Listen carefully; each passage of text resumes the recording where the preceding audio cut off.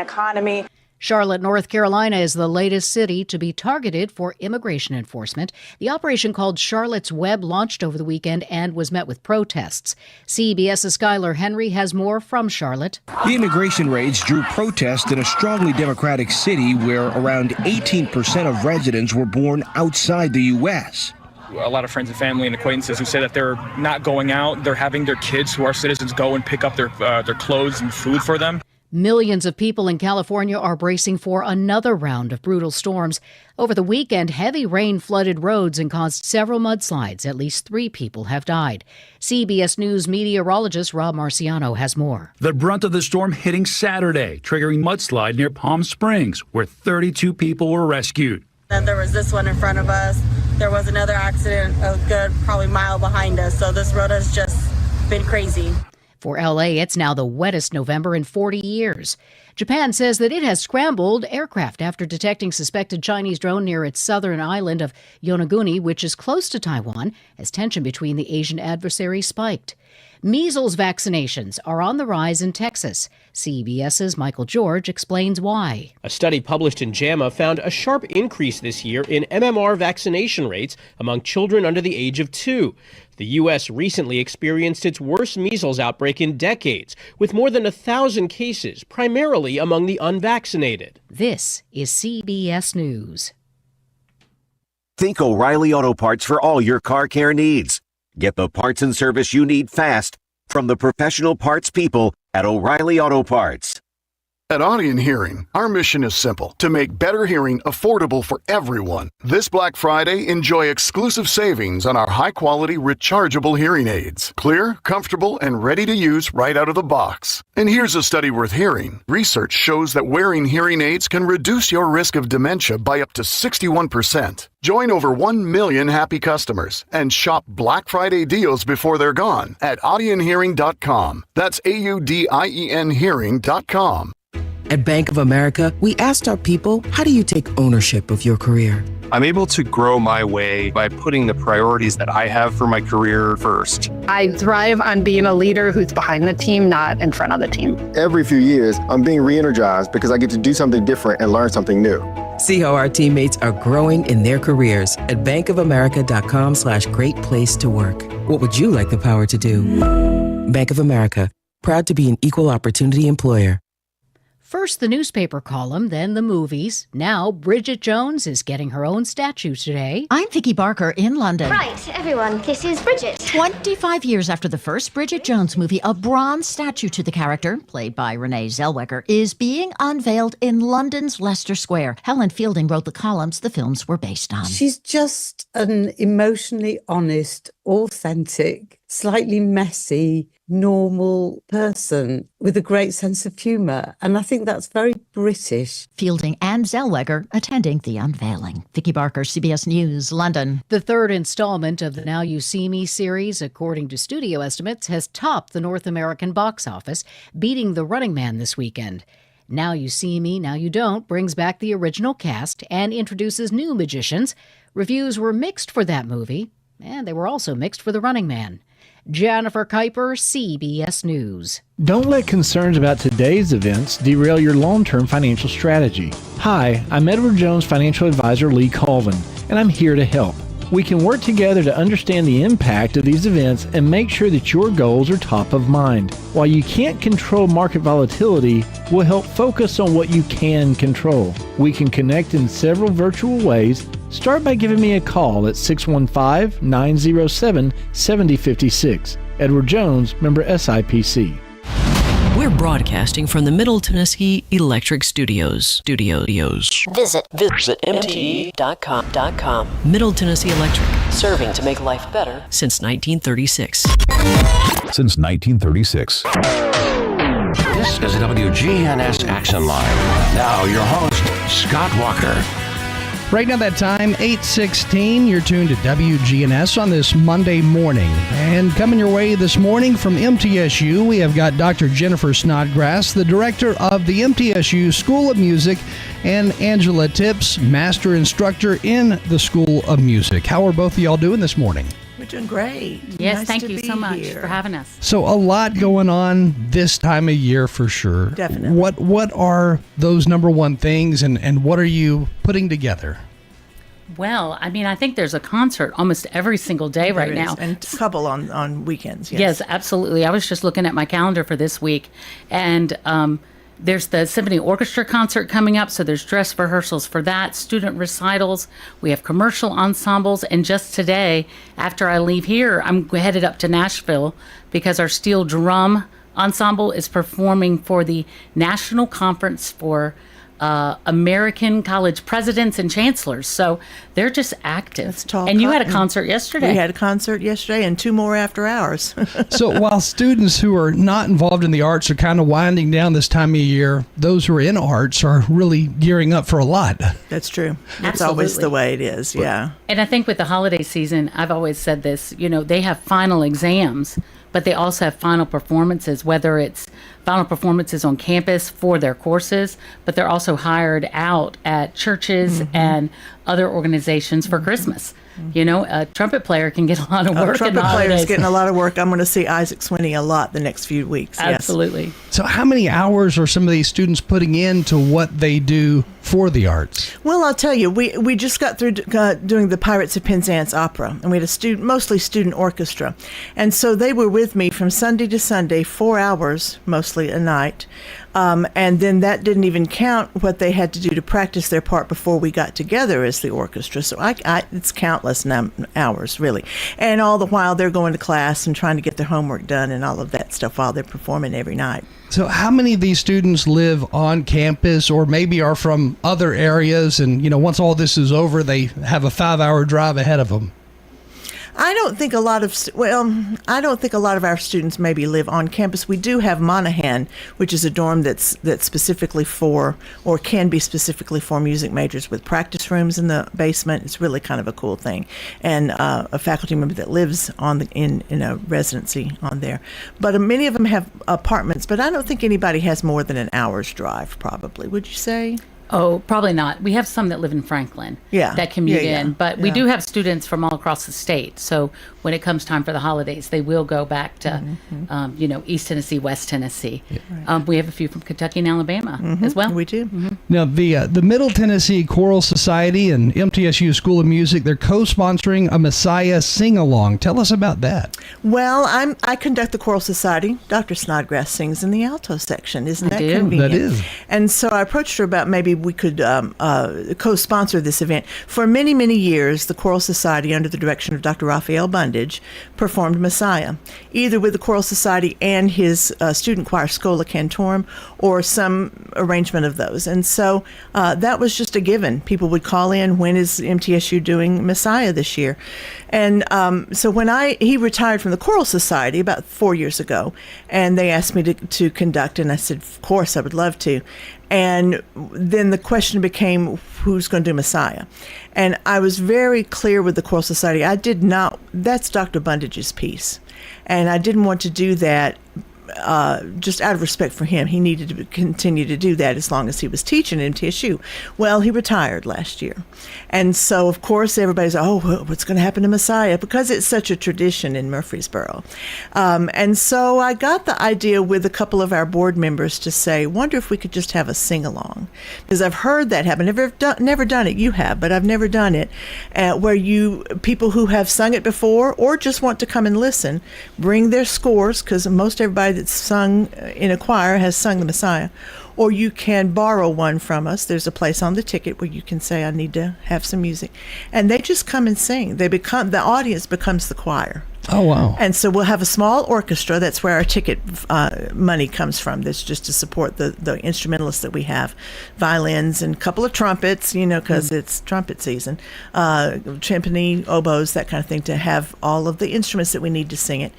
People will buy their ticket, come and sit in sections in Hinton Hall, And then the spectators, those who don't want to sing, can be up on the balcony, and we just give the downbeat and hope somebody sings. Interesting. Yeah. So this is going to be the first time y'all have tried this here, right? Yes, I think probably maybe ever, at least at MTSU. I think maybe some church choirs may have bound together years ago, but I haven't heard of it. I've been here 50 of my 60 years in Murfreesboro, so it's a neat idea. I hope so. They're doing. Somebody's doing it in Nashville, like yesterday, I think it was. But we hope that that's a different demographic than will come. We want the whole community of Murfreesboro to come and enjoy this. Do you find that there is more talent in this Middle Tennessee area than ever before? I mean, has there been a turnover where there really is a lot more talent than there used to be? Well, I was just talking to Angela about this. I mean, I'm in the Choral Society now, and I think there's 85 singers. Yes. And that's a very large community choir. And I sang in a professional community choir in Nashville. So when I moved down here, it was just important for me to continue to sing. Mm-hmm. But I sit right next to the tenor bass section.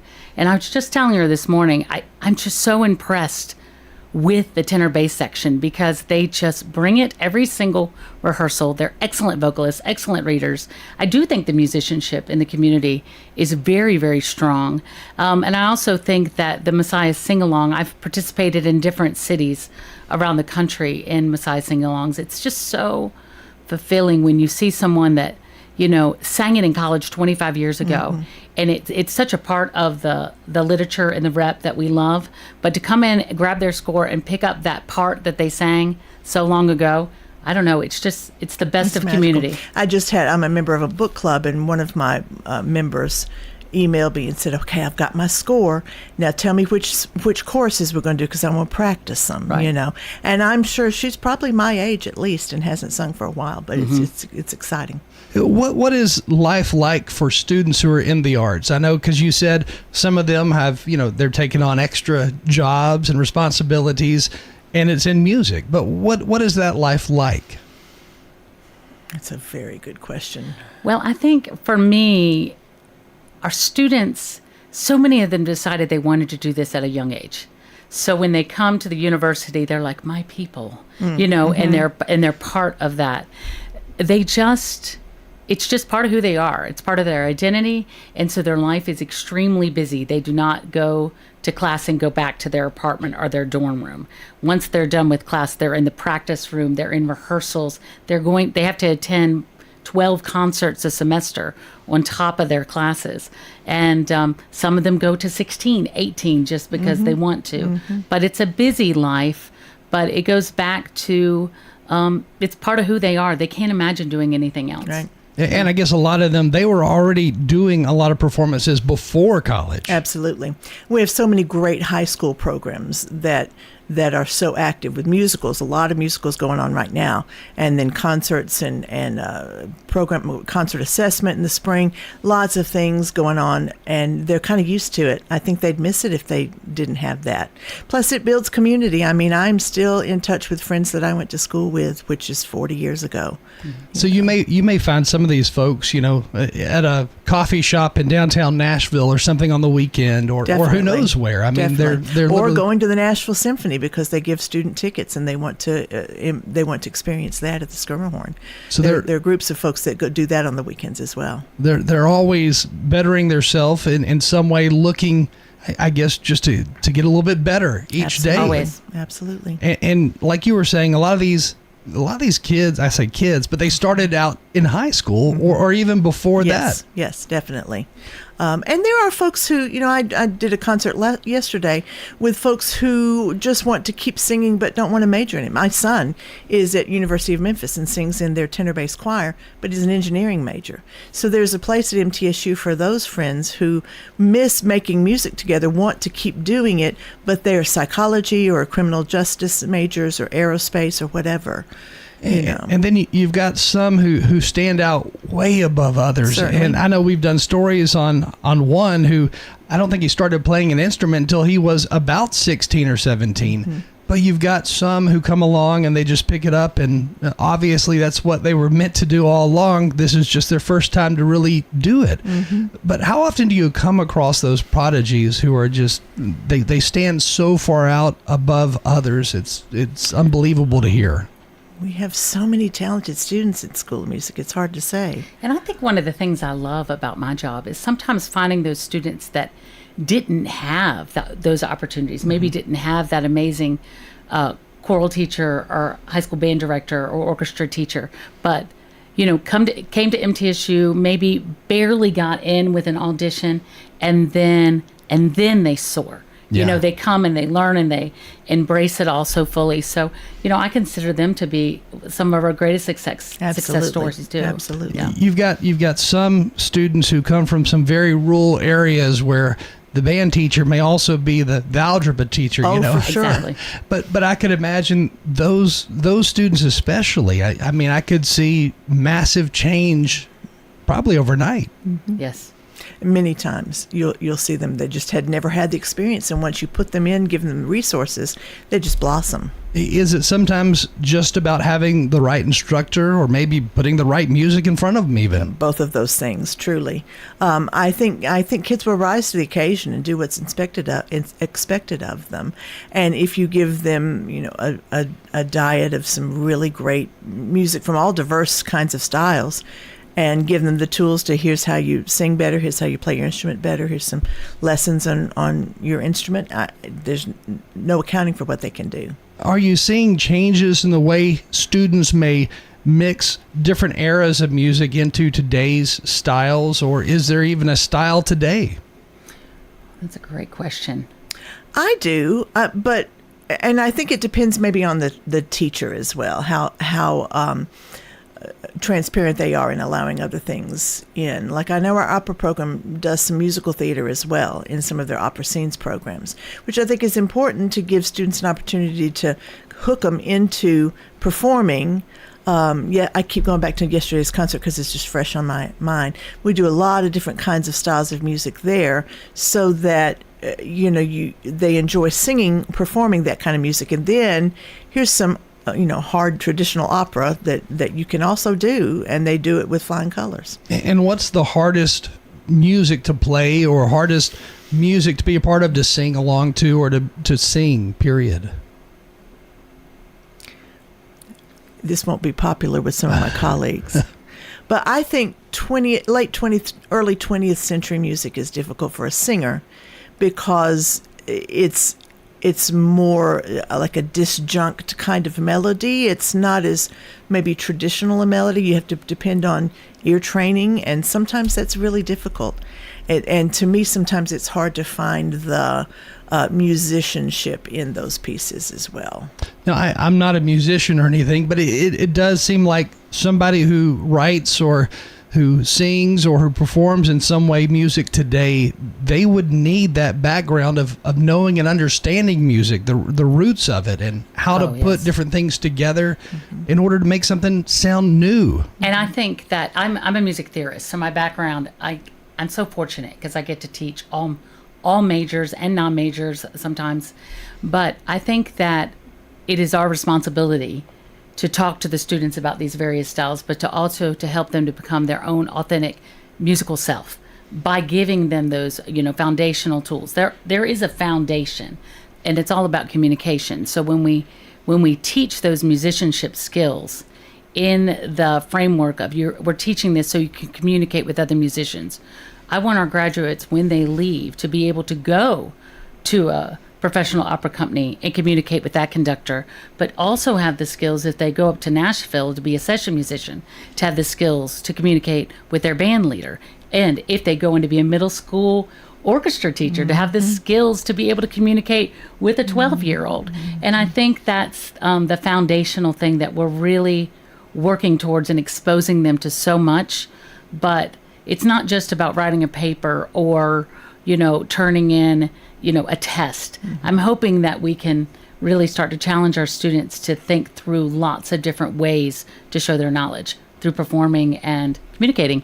Do you sometimes find yourself learning still today from students? Every day. All the time. I teach, one of my jobs is to teach introduction to music, like music appreciation. And every day when we talk about, like we're talking about rock and roll, that's why I've got my leather jacket on. We're talking about rock and roll today. And I guarantee you I'll have 3 kids who say, have you heard this piece?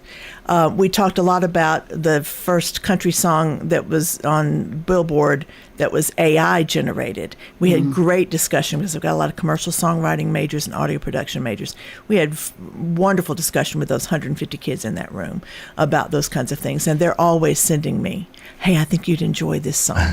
It's great. It's really great. Also, just yesterday, gosh, let's just think about how many times I've said yesterday's concert.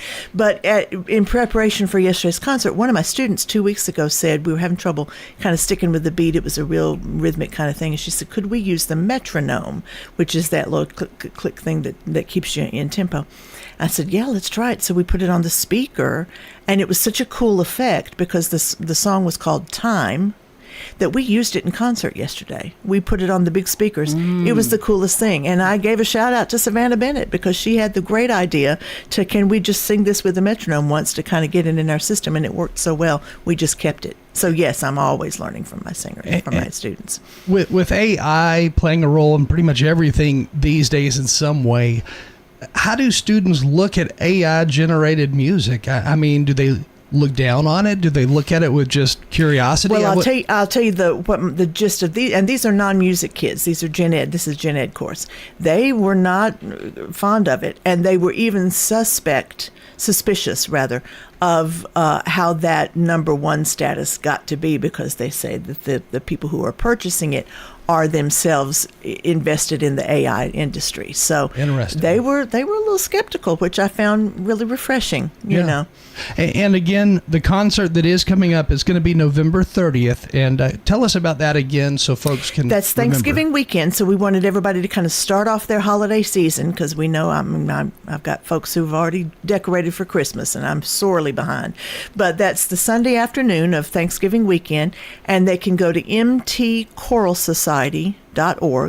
Maybe we can put it on the MTSU School of Music website as Absolutely. well. There's a ticket link that you can go purchase your ticket. We have some fees for adults, and then we have some kid fees, and then MTSU students and faculty get in free because they have to pay tuition. So and then you just say whether you have your own score, whether you need the score, and then you just show up on that day, and we'll see what happens. And all of the ticket prices go to paying the musicians. So that's where that money goes. We also have, can I get another shameless plug? The week after that, the Choral Society on December 7th at 7 p.m. has our annual Christmas program. So we're not really we're involved in the Messiah, but the one where we're on the stage has the John Rutter Gloria, which is a gorgeous piece of music with brass and organ and percussion, and then some Christmas carols arranged by Bob Chilcott. It's everything from Away in a Manger to We Wish You a Merry Christmas. So it should be a really enjoyable evening, and that's free, so you can just come out. And again, mtchoralsociety.org give you all that information. Do you see a lot of high schoolers, middle schoolers in the audience usually? We do, and we've actually sent out information to high school directors to say, you get in free if you bring some students, and to make that available to them. We've also invited some high schools to come to our dress rehearsal on that Thursday night to engage them early in the process of choral singing. And this is all coming up again November 30th. And once more, where's it going to be on the campus when we get there? In Hinton Hall, which is on Falconberry Drive, across from the baseball field. And I don't think there's anything going on that afternoon which would impact parking, so we should have good parking spaces. I just checked last week. And 3 o'clock is when it starts. Yes, absolutely. Sounds good. And for anybody out there who'd like to learn more about maybe, excelling in music, being a part of music, or getting that start and a career in music in some way, MTSU, where do we go once we're on the MTSU website again? I would just go to the main School of Music webpage. It's going to talk to you about our degrees, but also our concert calendar, our faculty. And feel free to reach out to to me directly if you have any questions just about how to get more involved into the School of Music. And if you are a community member and you would like, student performers or anything to come be a part of your community organization, we are really, really being deliberate about focusing on community within our school, but also community in the region and bringing music to the masses. It's a huge thing for us right now. Sounds great. Again, Dr. Jennifer Snodgrass, Director of the MTSU School of Music, and Angela Tipps, Master Instructor in the School of Music, both at MTSU. Thank you both for joining us. So grateful to be Thank here. you so much. Right now, that time, 8:37. Stay with us. We do have more news and information coming your way next. The Action Line on FM 101.9 and AM 1450 Murfreesboro, FM 100.5 Smyrna. Listen and watch at wgnsradio.com. WGNS is powered by Middle Tennessee Electric. Sharing Change has donated now over $12 million to local nonprofits. Find out how your spare change can make a big impact at sharingchange.org. This message brought to you by the Central Tennessee Regional Solid Waste Planning Board. Visit recyclerightTN.com for tips, ideas, and locations on where to recycle near you. Don't be trashy, recycle classy, recycle right, Tennessee. Recycling isn't just about tossing materials in a bin, it's about knowing which materials are accepted. Go to recyclerightTN.com. Recycle right, Tennessee. Local farmers, local meats, vegetables, and other produce at the Winter Spring Rutherford County Farmers Market. Bundle up and make your way every Friday at Lane Agri Park. Hi Murfreesboro, this is Amanda from Animal City. We're at 919 Northwest Broad Street. We have not forgotten about our reptile lovers either. Here at Animal City, we have a great selection of products for our cold-blooded friends too. Here at Animal City, we have a full range of habitats, substrates, and other accessories. We have a great selection of products for our reptile lovers. We are so proud to be Murfreesboro's pet destination for 35 years. Animal City, 919 Northwest Broad Street. Family owned and operated. The Action Line on FM 101.9 and AM 1450 Murfreesboro, FM 100.5 Smyrna. Listen and watch at wgnsradio.com. Andrew McMahon is now with us today and in studio. He is from the Albert Gore Research Center at MTSU. So Andrew, talk a little bit, I guess, about what you do each day. Yeah, so I'm the archivist at the Albert Gore Research Center. So what I do is manage the university, regional, and political collections that we have there. So I process those collections, make sure they're available for researchers, and then I also oversee a few graduate research assistants that we have from the public history program. So one of the ongoing exhibits there, When the Cannons of War No Longer Roared, and it says the final year of the Second World War, making the 80th anniversary of the end of World War II. So tell us about that. That sounds like an interesting exhibit. Yeah, so earlier in the spring or early in the summer, we kind of realized that the 80th anniversary of the end of the war was coming up in August with VJ Day. So we wanted to do something to commemorate that. So we have a lot of collections related to World War II at the Gore Center that get used fairly often. Usually we do a lot with the Tennessee Maneuver stuff. We have a lot of material on that. But we also have a lot of stuff from veterans that served overseas, which we have not used very much in the past. So I wanted to highlight those stories. And most of those, by chance, tend to cover, from the Normandy invasion in June of 1944 through the end of World War II in August of 45. So we decided to use that. I got one of our PhD grad students to help me out, Laura Headley, who couldn't be here today. But yeah, so we had all those collections from veterans that served overseas, and thought it was a good chance to highlight those. So what types of things are in those collections? Yeah, there's a lot of letters home, obviously. letters home, letters from home, and again, that's one thing we wanted to emphasize was the importance of mail for soldiers serving overseas and civilians at home. So we used a lot of letters. There's a particularly good collection in the Moore Farm papers from a guy named Malcolm Williamson, and it's letters between him and his girlfriend at the time, ended up becoming his wife. And those letters span like 1942 through 45, so those were very instrumental. There was one great collection we have from a Navy veteran who served in the Pacific, and he kept a scrapbook detailing his time there. So his had a lot of photographs in it. His name was George Allen. So he had photographs from every destination or area that he served. So Okinawa, Peleliu, Hawaii, a few other places. So a lot of photographs are in the exhibit.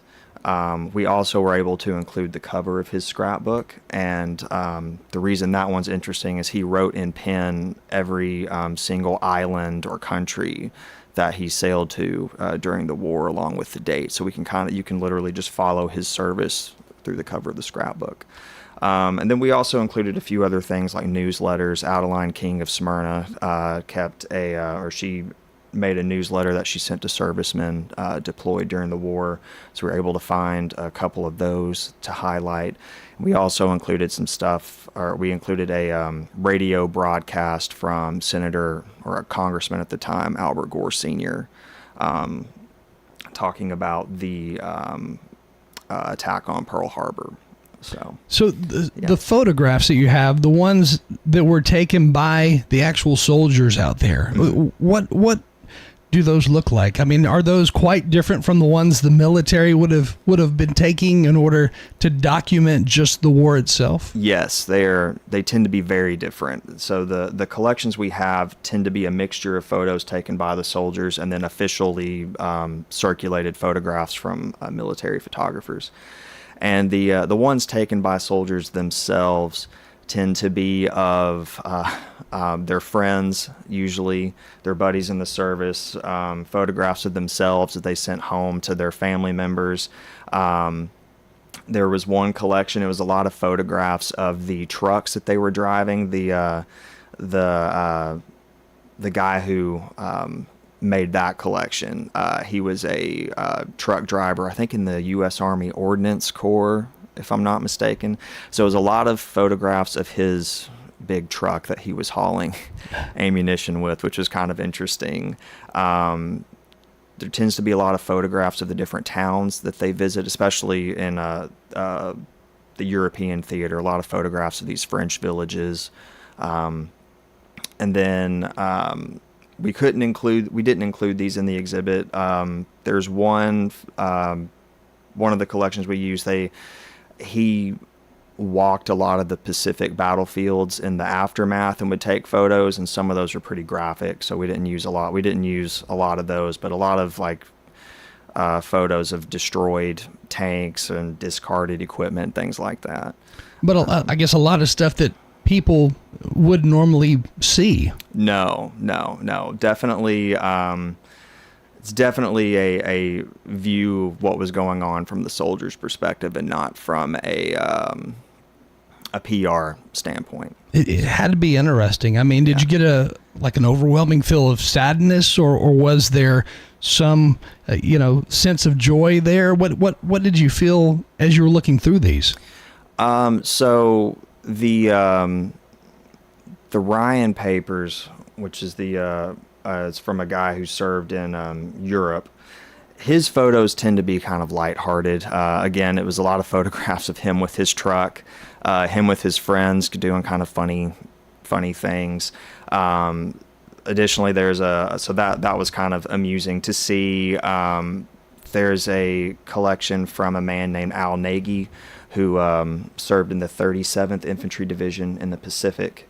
And he had a lot of photographs, and again, it was mostly of him with his friends.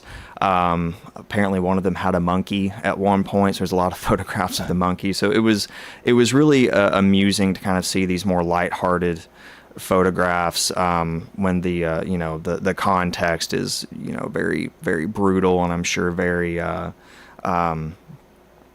very scary for these guys, because Nagy in particular was a combat veteran and landed at Leyte and Luzon, and he saw a lot of very fierce fighting, but his photographs tend to reflect a happier side of the story. Did you see any of these photographs and just wonder, well, why are these not in Time magazine, or why were these not part of Life magazine or something along those lines? Yeah, there were a few. Yeah, particularly of of Al Nagy and his buddies in the Philippines after the war ended. There's one photo in particular. It's Nagy and two of his friends walking back to their camp from the beach. And one thing Laura and I joked about, it looked like they were about to drop the hottest boy band album of 1945. It looked just very. It looked like three models coming back from the beach, and I'm like, that would have made a good Time magazine entry right there. Then a lot of the others, obviously, like these guys weren't photographers in most cases, so definitely blurry, or they cover subjects that they probably wouldn't have wanted to put in Time magazine. But yeah, it had to be interesting, though. I mean, just to see it from their perspective. Yeah, it was very interesting, and it's the side that I like to look at the most is from the boots on the ground perspective of the guys who were actually there. Now, this exhibit, is this open so that anybody could go and look at it? Yeah, it is open to the public. It is located in the reading room of the Albert Gore Research Center. So you just walk through our front doors, and the exhibit cases are literally right there. And you can take a look at them at any time during our business hours, which is Monday through Friday, 9 to 4. And when you're on the campus, how do you find the center? So we are located in the ground floor of Todd Hall, which is the art building on campus. So we're on the ground floor. If you go in the back entrance of the building, which is at the Jones Hall parking lot, you go through that back entrance, and we will be on the right-hand side. And again, you can see this display for how much longer? So this display is going to be up at least through January. It doesn't need to come down until we have another exhibit to replace it with, and we are currently brainstorming ideas for that. So it will be up at least through January. All right, sounds good. And then if anybody would like to learn more online, where do we go online? So you can go to our website for the Albert Gore Research Center. You can just Google our institution name. It'll be the first hit that pops up. We do have a tab that outlines our current and past exhibits, so you can check there for the latest information on our exhibits. Sounds good. Again, Andrew McMahon with us this morning. Thank you for joining us. Yeah, thank you for having me. Right now that time, 8:49. Stay with us. We do have more news coming up next. The Action Line on FM 101.9 and AM 1450 Murfreesboro, FM 100.5 Smyrna. Listen and watch at wgnsradio.com. As cold and flu season approaches, one of the best things that you can do to give somebody who is sick is a quart of Demas's chicken and rice soup. This is Peter Demas with Demas Family of Restaurants. This soup is my grandmother's recipe, and we have used this soup in order to help our family whenever we are sick. Just gives us a good comfort feeling. One of the things that you can also do is you can now ship that soup anywhere across the United States, and you can order that soup online at demasfamilykitchen.com. Woke radical liberals are screwing up this country, but Senator Bill Hagerty is fighting back. He backed one big, beautiful tax cut for working families, ending Social Security taxes for nearly all seniors, and taxes on tips and overtime gone.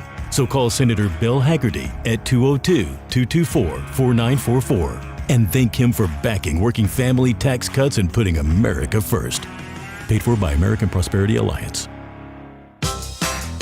Grab your coffee and your recycling bin. It's time for the Recycled Minute with Rocky the Raccoon, Tennessee's top trash talking mascot. Rocky the Raccoon here with RecycleRightTN.com with a fashion tip today. Old clothes and textiles can be reused or recycled. Don't trash them. Donate gently used items to local thrift stores or drop them off at textile recycling boxes. There's places like Greenhouse Ministries, the Goodwill, and many, many other places too in town that would love your gently used clothing. So make sure those old clothes go to folks who could really use them. I'm Rocky the Raccoon for RecycleRightTN.com. Closing out today's show, the Raccoon Recyclers. Go to Recycle Right TN. Recycle Right TN. Learn what goes in and what stays gone. Keep it clean and carry on. The Action Line on FM 101.9 and AM 1450 Murfreesboro, FM 100.5 Smyrna. Listen and watch at wgnsradio.com. Right now that time, 8:51, and with us now in studio, Hillary McClarty, MTSU doctoral student in English and tacos and trauma. Tell us about that first of all. What is that title for? Well, every Friday at 1 o'clock, we have a class in the library. It's through the Writing Center, and I'm calling it this semester Tacos and Trauma. Last semester we had pizza. So we get together for an hour, and we have a theme, and we write about it. Generally, these are deeper themes than just some kind of creative writing class. But the reason that I serve food is because I want to get a sense of community between the students, because we are writing about something a little bit deeper than just describing scenes and people. We're writing about ourselves, and I find that it works really well. So the trauma aspect of that title, how does that fit in? Well, I'll give you a little bit about me. I have my master's in English from Belmont. And when I was at Belmont, one of my professors said, "You have to take this memoir class." And I did. And when I was in that class, I thought, this is what I want to do. And for my master's thesis, prior to that, I'd also read this book called The Body Keeps the Score by Dr. Bessel van der Kolk. And in that book, he recommends mindfulness as as one of the things that can help people with their mental health. And he says that one of the greatest pieces of mindfulness is writing. So I kind of put that together and did a trauma-informed memoir for my master's thesis. I took that to my PhD program at MTSU, and I've been focusing on trauma-informed writing for myself and trauma-informed pedagogy, teaching others. So basically what I'm doing is helping people look at themselves in ways that maybe they haven't done before. Maybe they haven't written that way before. Some people do journaling, but this is not journaling. This is themed writing. I bring in some music. I play a music video. I bring in a poem. I try to pick poems where the poet has actually got a YouTube video so we can see the poet reading their poem. But sometimes it's not possible because the poet was not around when YouTube started. But try to inspire by ways of music and poetry their writing. And we write for 10 minutes, and that's what we call a 10-minute free write, and it was developed by a man named Peter Elbow, who's one of the great writing scholarship people. And that didn't sound too good. Supposed to be an English major here. But Peter Elbow has inspired me a lot. And the point of free writing is to just take a piece of paper, whatever's in front of you, and just start writing. So you've just sat there and listened to a song and heard a poem, and then when you start writing, you're probably going to be a little inspired by that poem, by that music. So with like the body keeps score, a book about how your body remembers things that may have happened to it, whereas the brain may remember, but it just can't really dictate it into words right away, but you're able to eventually. How does that kind of fit in to the writing that these students may come and do? Well, to paraphrase where he's going with this mindfulness exercise is he's saying there's more depressed people than ever.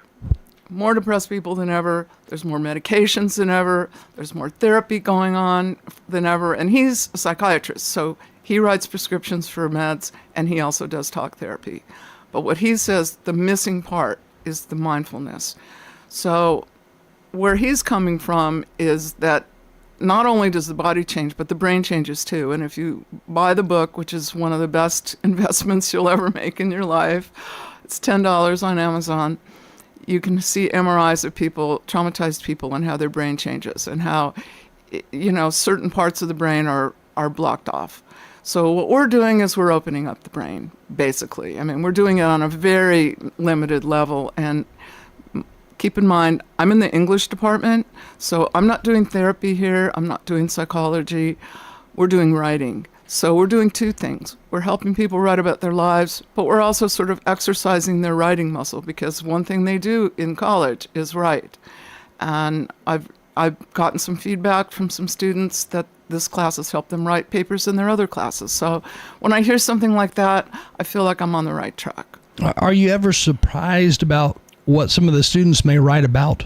Completely, almost every single time, because I don't expect them to go that deep. I pretty much, leave it to them. And like last week, I played the song by Natasha Bedingfield called Unwritten, and it's a song about rewriting your life. And, it can be anything. It can be, I'm going to graduate from college and be, a doctor or whatever you're going to be. But they talked about some really deep things, about ways that they perceived the world and how they perceived it differently and how they're going to continue to perceive it differently. So, but this is, 10 weeks in. We didn't start off that way. Part of the food is to create community. You eat together with people. You do that over several months. You become close to them. You know their story. The other thing that we do is we write a group poem. So what we do with that is one person starts it with one line. The next person responds to that line. Then they turn the paper over. Everyone's just responding to one line. Then we read the poem. I should have brought a poem with me, actually. I didn't think of it. But the poems are amazing. And that's what we're doing next week, is we're making a chapbook for ourselves. We're going to create a cover. I'm going to bring in some construction paper. We're going to create a cover. And we do have a lot of art supplies, because another thing that we're doing is we're doing quilt squares. So quilting is a method of communication that women have been doing for a long time, forever.